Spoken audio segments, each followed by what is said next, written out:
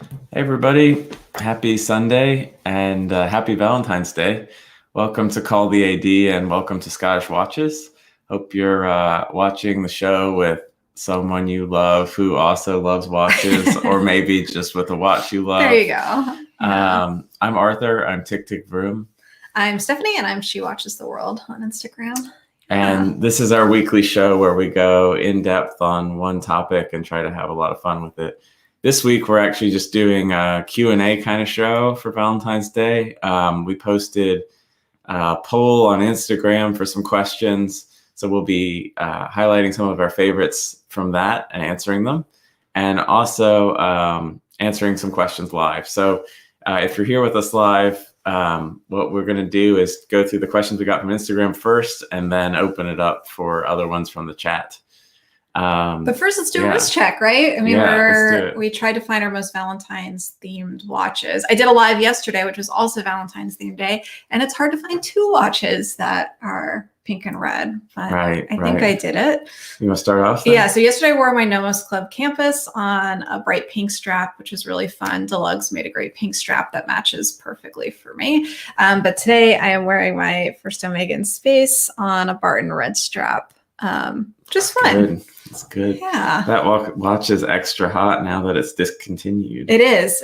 Well, and I wanted a Speedmaster for a really long time. So this is truly a love affair. Yeah. And I'm wearing one of my only colorful watches, and it's barely colorful, the Grand Seiko Spring SBGA 413. Which would look great on me on a pink suede strap. Just saying. One day, maybe that's a fun hypothetical. Also, I'd like to point out that the only Valentine's Day gift you sent was to your dealer, Karan, who got a Valentine's present, but I have not. Your Valentine's Day is not over. Okay. Thank you very much. All right.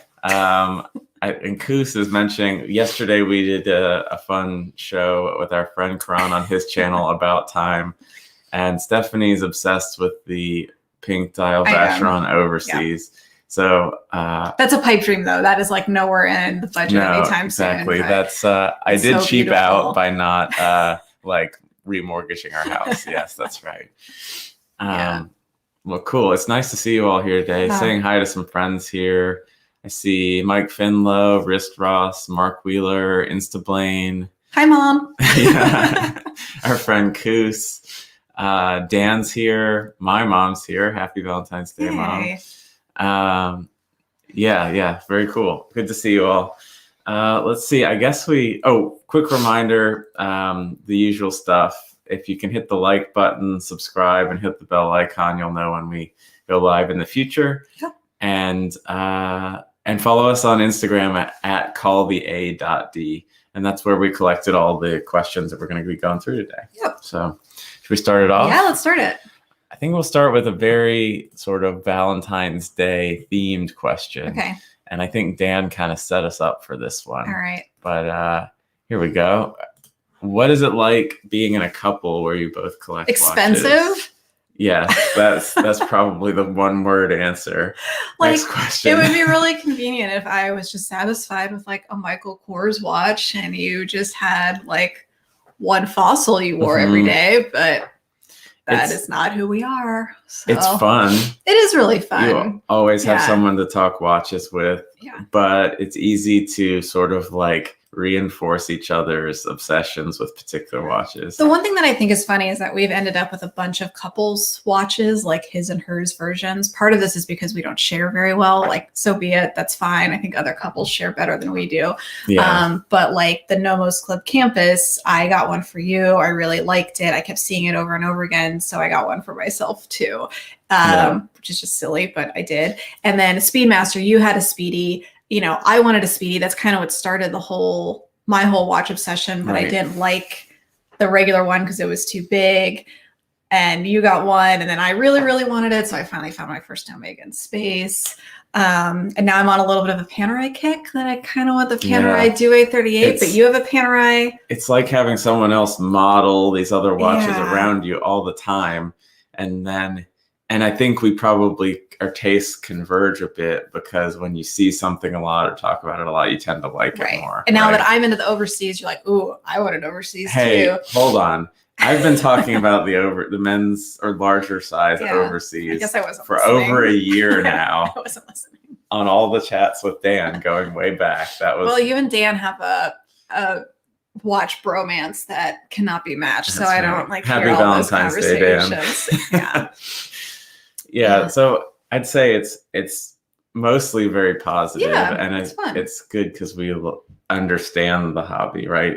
It's probably different in a circumstance, which is probably more common where one person's into the hobby and others aren't. So, though in terms of buying watches, we tend to buy our own watches, right? Yeah, we don't really buy them for each other. There's a surprise coming later today that I don't know about, but I highly doubt it. No, but you have your budget for your stuff. I have budget for my stuff. So even though it's the same pot, we both do our separate things to save up for watches. We do it so we don't have to ask the other person's permission to pull the trigger on a watch. We obviously talk about it a lot, but it's not like, no, you can't go buy that. It's ugly. I don't like it. Right. But you have good taste. So so I feel lucky. It's fun. Yeah. So that's sort of like our most Valentine's Day themed question. Moving to the next one. This one comes from Sam and her watch box, our fellow Scottish Watches pal. That's a fun question. What's the best watch memory you have with either an old one or one you still have with you? I have an idea, but you want to go first? Sure. And I'll share the screen. If not just to show the watch I'm talking about. So this was a watch that you gave me on the day before our wedding day. So as sentimental watches go, that's about as high as it can get. This is the Frederique Constant Classics manufacturer, and it was their first watch with an in-house move-in in it. It's very sort of classically styled dress watch with definitely some Breguet influence in the aesthetics there. I really like the guilloche dial, and it's really just about the memory more than anything. I wore it with the tux on our wedding day, so you can't really get better than that, if you ask me. There's some great pictures of you in a tux. Probably my only pictures of you in a tux and a dress watch, which is really nice. That's true.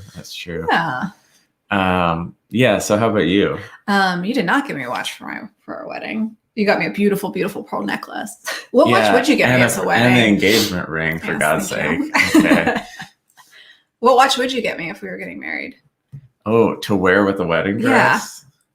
I think I'd get you. I mean, if I could, the JLC 101, the smallest watch, the bracelet one. But like, if you wanted something a little more versatile than that, probably the JLC Reverso Duetto. Oh, something blue. Moon. Yeah, there you go. Blue. There you go. That's a good one. So what about you? So several years ago, like right as we were really getting into watch collecting, Arthur and I planned a big trip to the Seychelles. Wrong picture. I y'all. Wanted to get a vacation watch that would be like okay to go swimming and adventuring and do all the things that we were going to do, but also feel like safe and fine with. You're telling the wrong story for the picture you told me to pull up. Oh, I am actually. Sorry. Well, then there's two. Anyway, so I got my Seiko SKX013, and it's just like the perfect vacation watch. And that's the only watch I wore for our whole trip. And it was a really amazing trip. Felt like super far away and like we were in the middle of nowhere.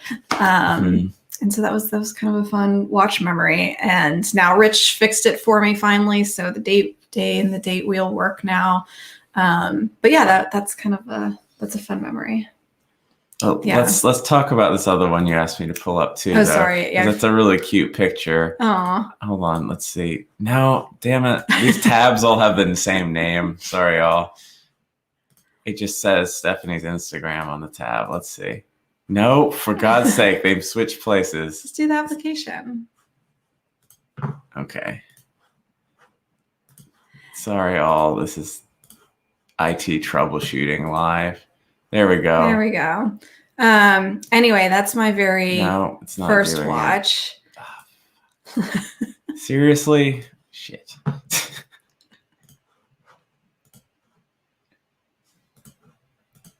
There we go.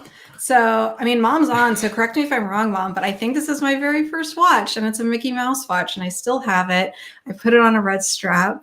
But I do actually remember wearing this quite a bit. And then I think down the line came a Winnie the Pooh watch, but I don't know, Mom, the fact that you found this picture, I think is really fun and sweet. And who knew that this would be something that I would get into later on. Yeah, but it's kind of a fun picture. That is fun. Yeah. Cool. Well, after that IT disaster, I'm going to close that tab so that I don't screw it up again. Yeah. And we'll move on to the next question.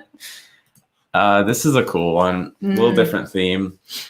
From John Watch Smith on Instagram. What watch do you want to see come out this year? We did a fun episode that was on watches we wish existed. And I think I'd probably love to see some of those come out this year. If I had to pick one from that, it was I wished for a slightly smaller version of an IWC Big Pilot. That would be nice. Like, what's your ideal size?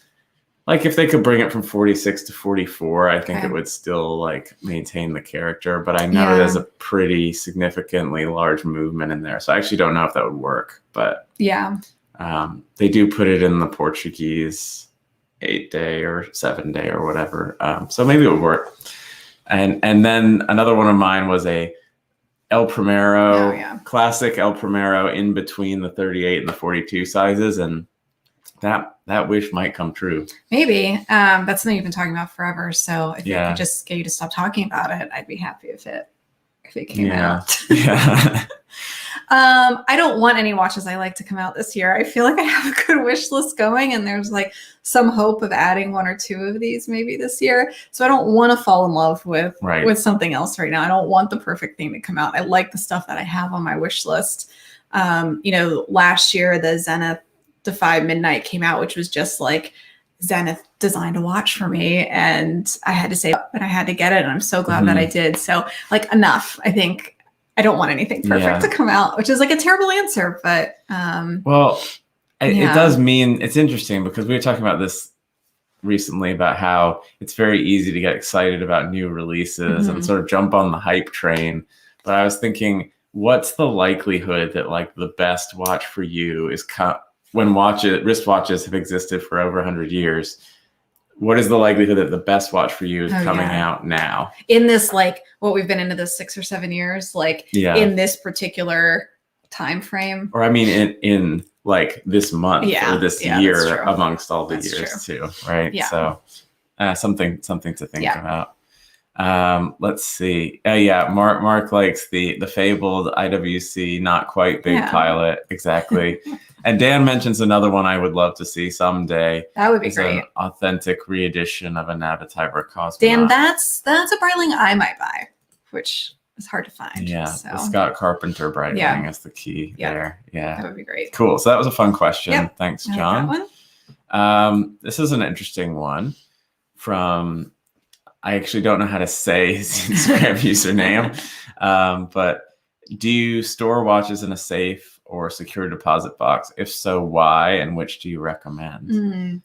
We thought about putting our watches in a like safe deposit box, somewhere else, but I worry we won't wear them. Right. So for convenience, to balance convenience and security, we mostly just have a separate insurance plan for jewelry and watches that covers, theft, loss, whatever, not just in your house, but anywhere you're traveling with them internationally as well.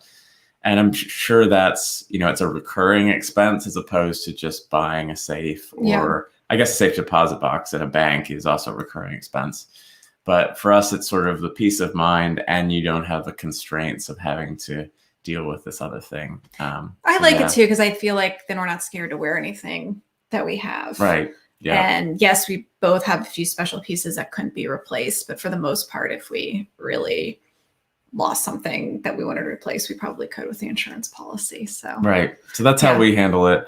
I can understand if people who have like bigger collections or stuff that's like a real investment or something, horology, I could see moving to a safety deposit box and like sort of rotating watches in and out of a bank, but that's just not for us right now, at least. So we're out of space in our watch boxes now. That's for sure. true. We have wolf boxes that Yeah. are really nice. Yeah. But what I'm thinking about doing after watching, I don't know if ladies are on, not whatever, watching like the Home Edit or Marie Kondo or all of that, is I Mhm. want like one of our top dresser drawers to be like all of the watches. That would be cool.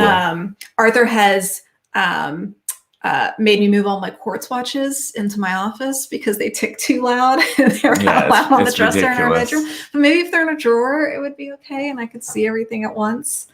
I don't know. I think it'd be fun. Yeah. So anyway, that's what we do. Yeah. But we're not doing the Doctor Strange movie thing where there's watch winders placed horizontally that do nothing. Yes. No. So we don't have any winders. So. All right. Our next question comes from our friend Koos. This is a big one, and I think it might deserve its own show. Yeah. What iconic watches do you consider must-haves for collectors in a top 10 order? That's really hard. Yeah. So what I'd like to say today, at least, is there are definitely a lot of iconic watches, but how they would rank for you is totally dependent upon your personal style and interests. Right. For me, I would probably tend to list iconic tool watches because of the kind of stuff I like. But personally, if I had to say like one or two, it's appropriately rated, the Speedy Pro. Okay. And I think everyone should consider one. Yeah. Not necessarily own if it's not your thing. And underrated, but truly iconic, the Breitling Navitimer. And I think it deserves more attention. There you go. There you go, Dan. Yeah. Little Breitling shout out. Yeah. What happened? Yeah. How about you? What do you think? Well, generally, I'm not sure I like the idea of like must-haves in a collection. Like, I don't want to feel like there's a checklist of something that you're trying to get, because you should love it all. And so, if your collection is full of wonky things that Instagram doesn't even know about or think about, or Hodinkie's never written up, like, so be it. That's great. It's watches that you love. So I think that's kind of most important. But I'm with you. Like, generally watches that I think if you're into this, you should at least seriously consider. I gotta say Speedy for sure. Yeah. I think for ladies, a Cartier tank, like there's something just so classic about it, and you can't go wrong with it. And if you wanted a one watch as a lady, I think that would be a really great piece. And in various forms, right? It doesn't have to be the like Jackie Kennedy tank Louis the 14th, but like a tank of some sort. I think would be. I think it's just Tank Louis. Tank Louis. It's because it's named after Louis Cartier, not the king. That makes more sense. Ignore me. But it is interesting how there's different ways to collect here. Like Jeremy's saying he doesn't want anything iconic. It doesn't speak to him. And I think I'm probably more like Koos, where I do like to sort of get the watch that is the icon of a brand and sample different brands that way. So I can see that, but I like a mix. Like, I love my Nomos Tetra. That's like a funky, weird color, weird shape. No one's going to call that a classic anytime soon. No, that's true. But that's true. I like it. But then I do have the tank and I have the Speedy, which are very it's kind of classics. I mean, we could really do an episode here, but for me, I think getting a few iconic things that to me sort of set the core of my collection then help me feel freer to explore funky stuff that doesn't need to be like a daily wear necessarily. And it felt almost liberating to be like, I've got stuff that's versatile and goes with everything. Now it's time to have fun and explore like weird niches of taste and who was it we were talking to that had the idea of like, you have your 3 watch core collection that never goes anywhere. And those 3 watches work for all occasions. And then you have everything else that you can like rotate in and out. I thought that was my idea. No. I think it was John Helton. Okay. What was he saying about that? Like, you wanted to like get something right. set before getting like a Dachshund, a crazy color or something. Or something like that. Yeah. So but Koos, maybe we'll do a full show on that, because I could definitely think of like 10 icons. We've got some, I think Blaine's got a good list here of sort of the sport watch icons. Why'd you sell them all? New experiences. Yeah. He traded up for one of the Patek Pilot travel times. Okay. So it's gone all right. Yeah. He had the experience. That's good. Cool. Okay. This is a cool one. I think this comes from Alejandra, who's AS Macias on Instagram. Yes. Have you thought about what will be your first watch you give your child and at what age? Obviously, this is like what we thought about before we started looking at like things to get in the nursery or do any sort of registry or anything. This was like instant question. So what I think what we're going to try to do is, can I say? Well, you have already bought a watch for her. I did already buy a watch. We have a flick flack that we got for her. Yeah. So that's already like ready to go. And I want to put it on a little like case thing in the nursery or something. And then with unicorns on it. And then you have something else that's because I want to teach her how to tell time really early on. Right. But first, like nice watch is I would love to get the Oyster Perpetual in candy pink because she's a baby girl. But my thought is if we got it for her this year, it would be a birth year watch. And then something that I will wear because I love it.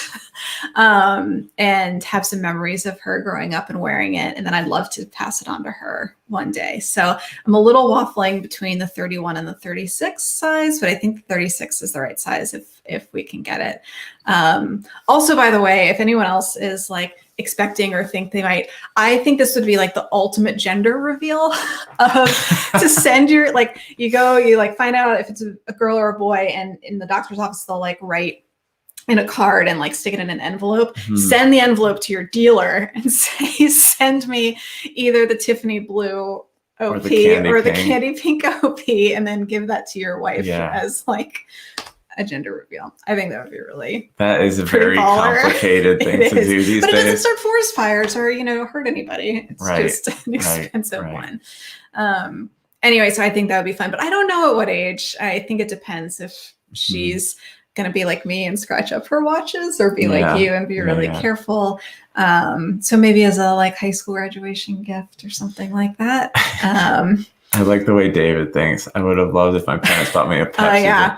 I'm working on that too. I'm working on that too. But yeah. It's cool. I see one good question here from Vintage Invicta. Let's come back around to that at the end. We're trying to get through the ones from Instagram first, and then we'll come back. This is another one from Alejandra, which we liked a lot. And this could also be a whole show. What's the most perfect watch car combo you can think of? I think my watch car combo is perfect. Oh, I gotta say, have it? I already do. Okay, let's share it now. This is the right Instagram now this one. Is where I meant to share this image. So I think my Explorer one paired with my 911 993 is the perfect combo. Like similar era, maybe actually exactly the same. Because mine's a 14270, which I 14270. Anyway, I think it might line up 96. If it was a 14270, it would be more period correct, but it's basically the same watch. Anyway, I think it's a really fun combo of like, I don't know. And I like them. And I think it actually works that my car and one of my watches fit really well. So that if in this picture, actually, Stephanie's 993 is here and my Cayman GTS is here, which is sort of like a modern, slightly harder edge, serious car. It's loud. I think it is. I think it fits really well with my IWC Top Gun. Both like modern sort of technology focused stuff, the ceramic of the Top Gun, the black wheels of the Cayman. To me, they go really well together. So I think there probably are better watch car combos than those we listed, but there are favorites. Yeah, they kind of represent our taste in watches and cars, which have some parallels for sure. Yeah. Though you were telling me that Porsche Design now has some things where you can design your watch like to match your car. A little bit, which that would be fun. Dial elements that match all the current paint colors. You can get the leather strap in the different leather colors with contrast stitching, and you can even get the rotor of the watch. You can pick designs that are the current wheel designs for the car. It's a little over the top. But I love it. Yeah. I think we should do a show on this. People are suggesting cool combos. Wrist Frost, the 928 and a Sin 144. That's pretty cool. Yeah. That's pretty cool. Both are funky. Funky, but special. Right. Yeah. Awesome. Yeah. I think we should do that as a show. All right. One more question there from Alejandra, which I liked as well. Is there anything else you collect? Not really collect. Mm-hmm. You collect guitars, sort of. I wouldn't say collect. I have some that I like to play, but I haven't bought one in years at this point. I'm in my happy place. Other hobbies, but not necessarily collecting. Yeah. For me. Guitars, driving cars, but that's another shared hobby, which is fun. Like, you're definitely a little bit more into it than I am, but we have fun doing that shared together.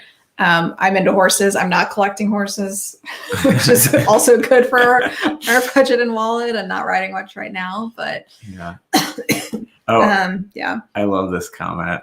David Bryant prefers to match his watches with his yachts, as one does. Yes, perfect. Yeah, good Lord. That's awesome. So not much in terms. I do have a little bit in the way of vinyl records, but it's not really collecting in the sense that I collect watches. Yeah. Nothing kind of matches that. Yeah. Cool. Let's see. This is a funny sort of off the wall question from our friend, Mr. Psychopath. Yeah. What is the bluest watch you can think of? We each picked one here. Let's see if we got the same, because I don't know. I sent you mine. Do mine first. Okay, here you go. So I think the Zenith Defy skeleton classic blue on blue. I mean, it's literally all blue. We've seen these in person. They're actually super hard to tell time on, but I think they're beautiful. It's very, very blue. It's cool. I actually would really like the black one. I think that would be a fun one to add to my collection one day. But this was the bluest watch I can think of. And then I picked, there's another watch that I think it's a tie, if you ask me. And that is the Speedy Moon Phase blue side of the moon. Blue side of the moon is not a thing. I know. It's okay, though, because it's just very blue. Yeah. I like that they even went with the blue What's gator the case strap. made out of? It's ceramic. Is it? Okay. Yeah, just like the Zenith. Yeah. Would you like some blue with your blue? It's like exhibit on that old show, Pimp My Ride. Yeah, exactly. Yeah, these would both win Blue Watch Monday. They for sure. Blue. Oh, that's the thing, isn't it? Yeah. That's right. Cool. Let's see. What are some other ones? They're super blue. I don't know of anything else with a blue case. That's where I was like, that is really blue. I forgot about the blue side of the moon. So it's a dumb concept, but my favorite blue watches are probably the various Petite Prince IWCs. Yeah. But they're not all blue. Yeah. This is a hard question. Stir Smile asks favorite tool watch.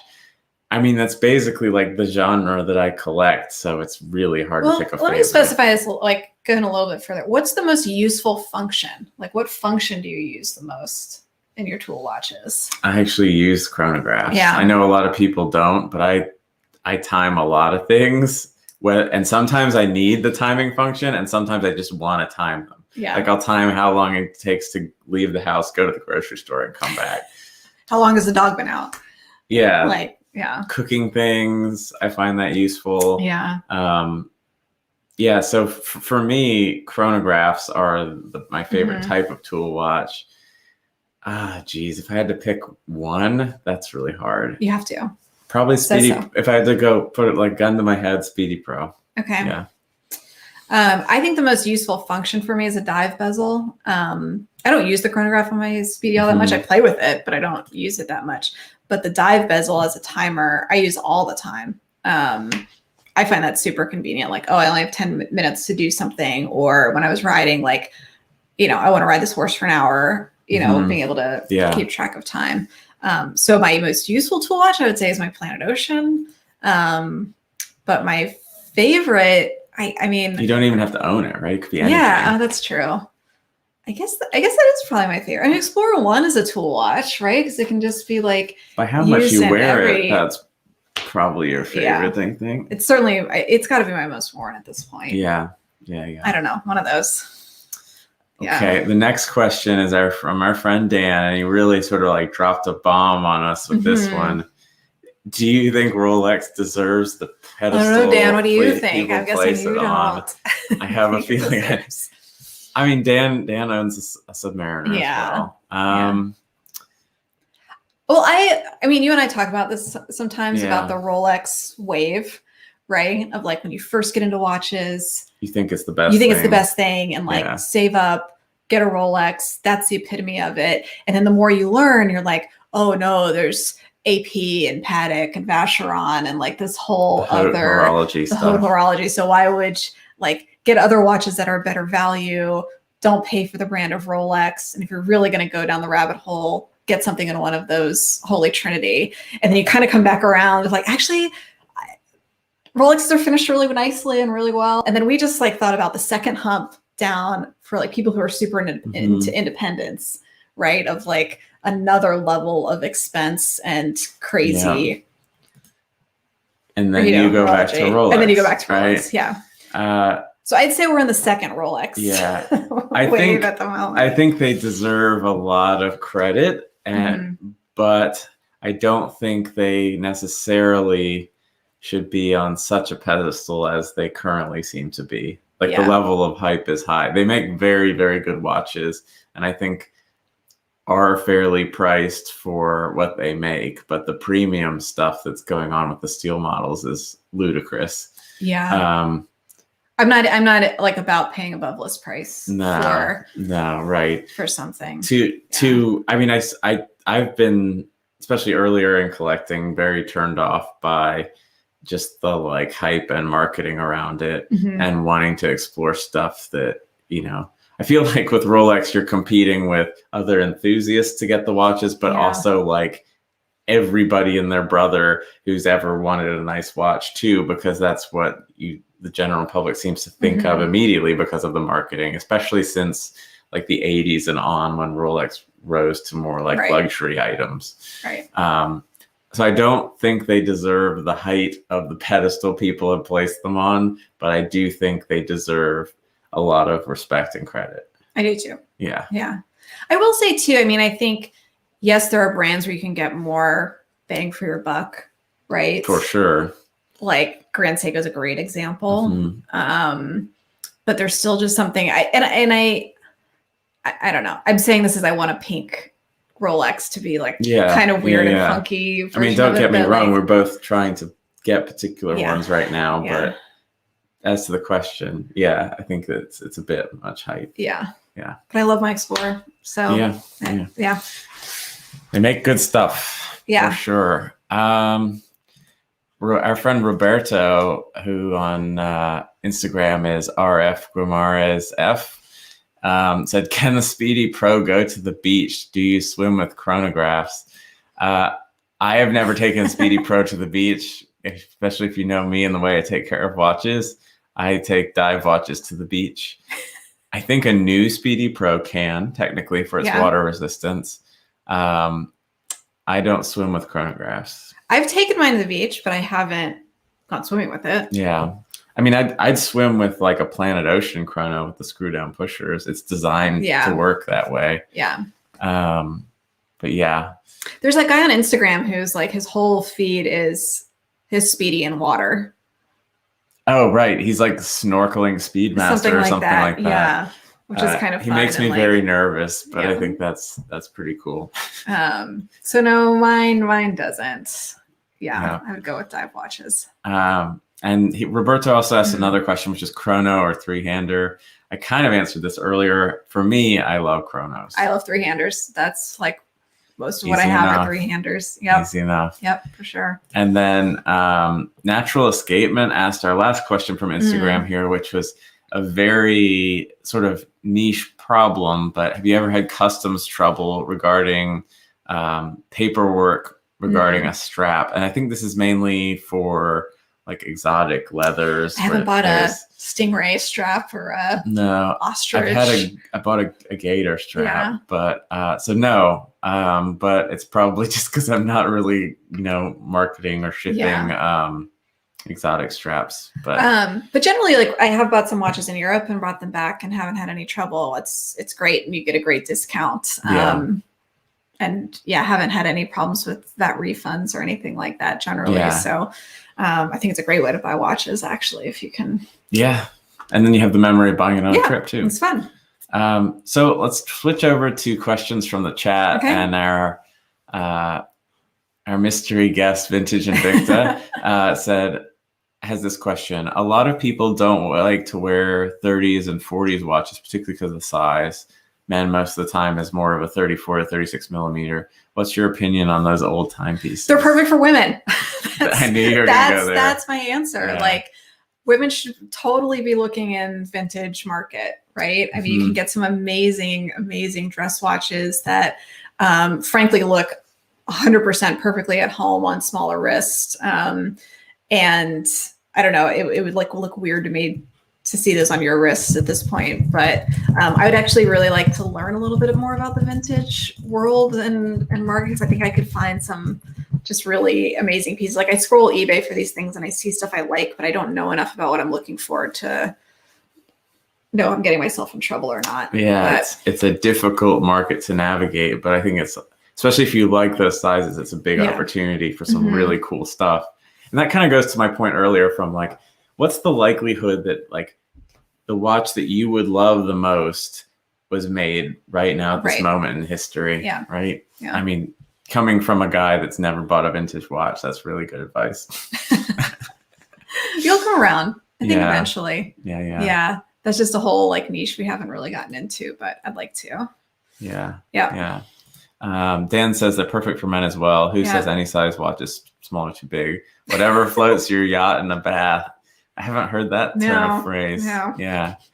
Oh, here's one. I like this one. Wrist Ross is asking, what do you think the IWC Encore teaser is, and are you biting? Yeah. Let me see if I can pull it up to show you everyone what he's referring to. There is, IWC has something they're teasing on their website, and the marketing copy says an icon makes its encore. It says, for those who missed the 90s, and it shows this like very blacked out looking watch with note the squared off lume on the hands when those pop up.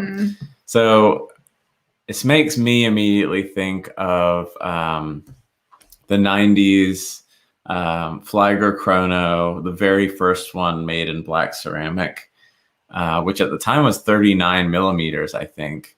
And from what they're showing in the side profile of the case here, it looks like the crown and pushers are also black. So I'm guessing they're probably doing their ceratanium material applied to a sort of more retro Flieger with the squared off hands from the 90s. Real question is, what will the size come out to be? Because I think the smallest pilot chrono they make right now with that 69,000 series movement is the Spitfire chrono at 41 millimeters. Okay.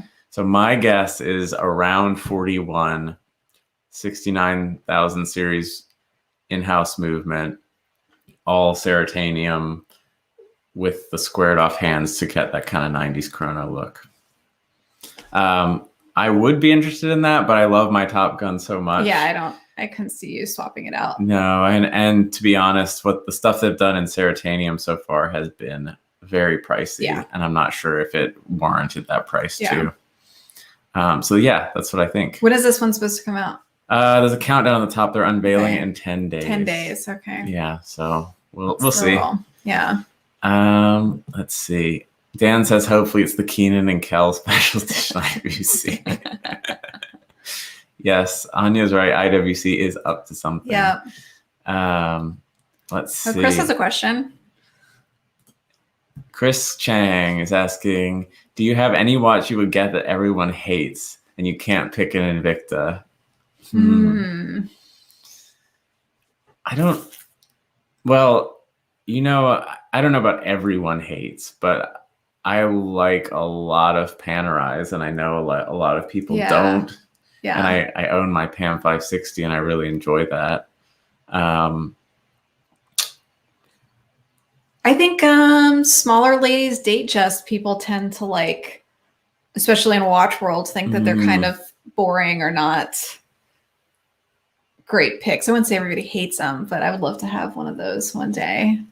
I think enthusiasts tend to write them off as like, oh, that's too like basic or yeah, something. exactly. Right. Anything else everyone hates? I like the Bulgari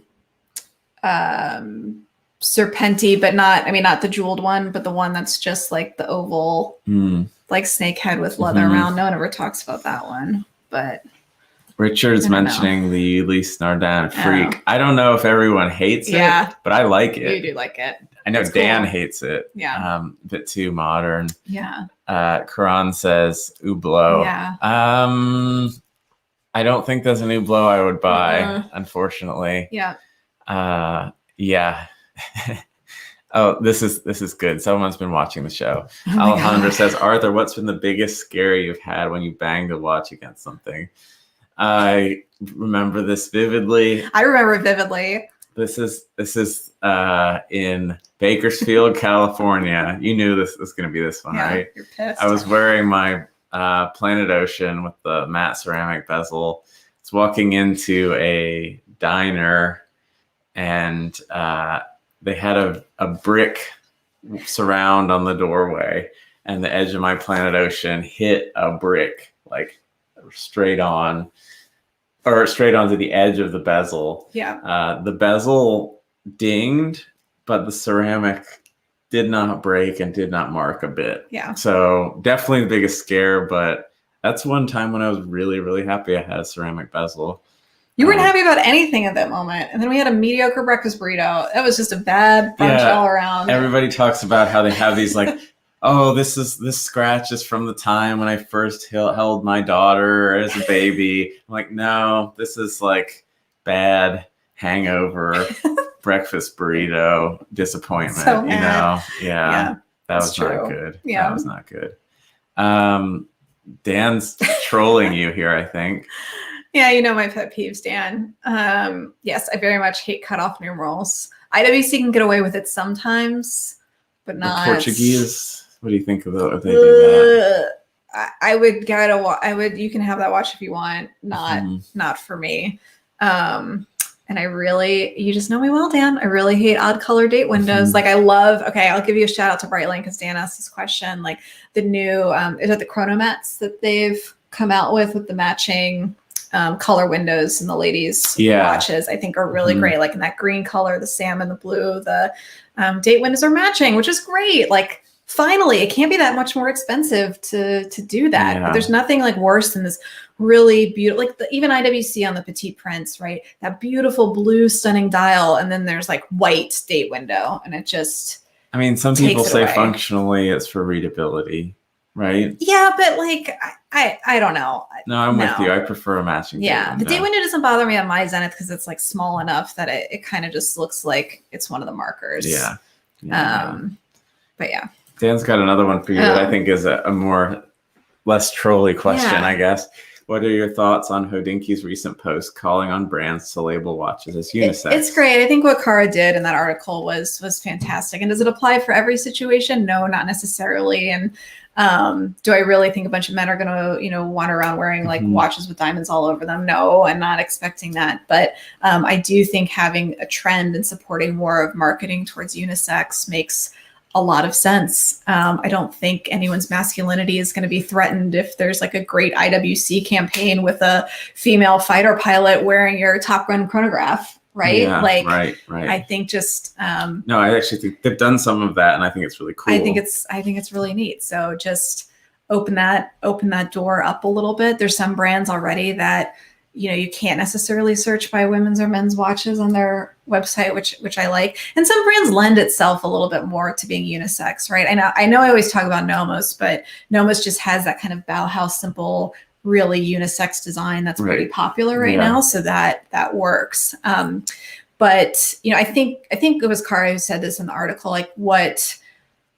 the part of things that offend me are when you take men's watches and you shrink them, put diamonds all over them and say this is a ladies edition. Like, well, why don't you just have like a range of sizes? And it's also a bit lazy design, especially if they're starting with, well, I mean, there's nothing wrong with a watch being designed from the start for a particular aesthetic in mind that may happen to appeal more to a man or a woman. Right. but it's a bit lazy when they try to convert between the two and do sort of like the half-assed job on the ladies piece and call it that. And don't get me wrong, like I love, and I think they should still continue some of these more jewelry focused ladies watches. I think that they're stunning and beautiful, and that's just a very different like design aesthetic, and should keep going with that. But there's nothing wrong with marketing a lot of typically men's watches towards unisex or towards women. So good answer. Rant over. All right. I like this one. Blaine says, what are your thoughts on the Moser Streamliner 3-hander? Hint, I'm getting one soon. Let's pull up a picture because this is a cool watch. I think I know the main one is the green dial color. I think they might be coming out with some others soon too, but there's the chrono here. I'm pulling this up. Let's share the screen. Yeah. The green is really cool. It is really cool. And I've heard it's even more stunning in person. Oh, come on, Moser. Let me blow this up. It's a beautiful watch. There we go. I think it's really cool. And I like that it's a completely unique design. Yeah. Like it feels so rare you see something original. And I've seen some videos of these dials and how dynamic they are in different lights. I think the bracelet's cool. With the green dial, it definitely makes me think like serpent scale kind of thing. Yeah. And I've heard, this is really neat detail. These loom plots, because they actually extend beyond the metal end of the hand, are actually made of like I think it's a loom infused ceramic, so that they can support their own weight. It's very cool. What do you think of these? I think they're great. I think just having like that's such a unique dial like that is great. I also just generally want to see more green watches. I know it's not really a question, but I think that that seems to be a new thing. I think it's coming. Yeah. Yeah. Everyone did blue watches. Then there was like big trend of white watches, like white cases and stuff. And then salmon dials were hot for a second. I think green is coming in. Yeah. But I want that Moser that looks like the Apple Watch. That's the Moser I would get. The Swiss Alp watch. Yeah. Let's talk about that for a second. Let me see if I can find it on their website. Oh geez. What? This might be a good time, Stephanie, for your rant on that most watch websites are terrible. Most watch websites are terrible. They're particularly terrible on mobile. Like when you're trying to find something or sort by something, they all are just crap. Yeah. I don't know. I don't know why it's so hard to design. Even like when, a sales associate is trying to pull something up in the store on the website, like they can't get it to work. I don't know why they're all awful. Anyway, I think this is like the trolliest of trolley watch. It's great. Which Moser's good at for sure. I mean, if you want to watch just to be like, screw you, I think this one's great. Yeah. So it looks like an Apple Watch, but the dial is Vanta Black, which is the darkest, most light-absorbing substance humans have ever discovered or created. I love that it has the like. I know this like thing the is Apple, what, like logo. And also that's like what appears on an iPhone, but when it's dying, right? So yeah. Anyway, wonderful comedy. That's the Moser I would get. I think they're really awesome. Yeah, for sure. The Oris website is truly horrible. It's awful. It's just like unusable. Like say you go looking for a Diver 65. Yeah. You click on a size and it tells you there's like 45 variations and it won't show them to you until you like navigate deeper and deeper and deeper. The one that really got me yesterday is I'm looking at the Panerai Due. I love it.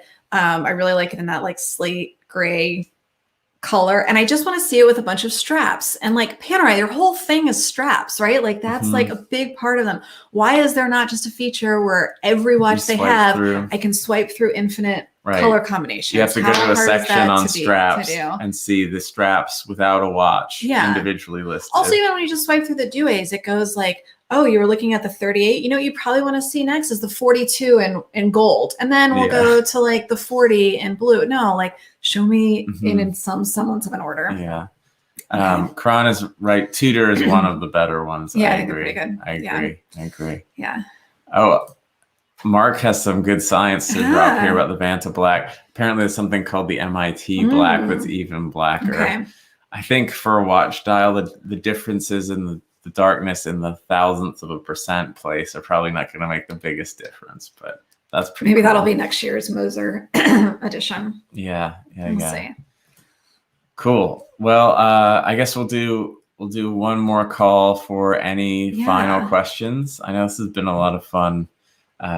First time we've done like totally random Q&A, but it's good. Got some like show ideas out of it too. Yeah. Oh, here's one. Yeah. Buying a watch online or in a store.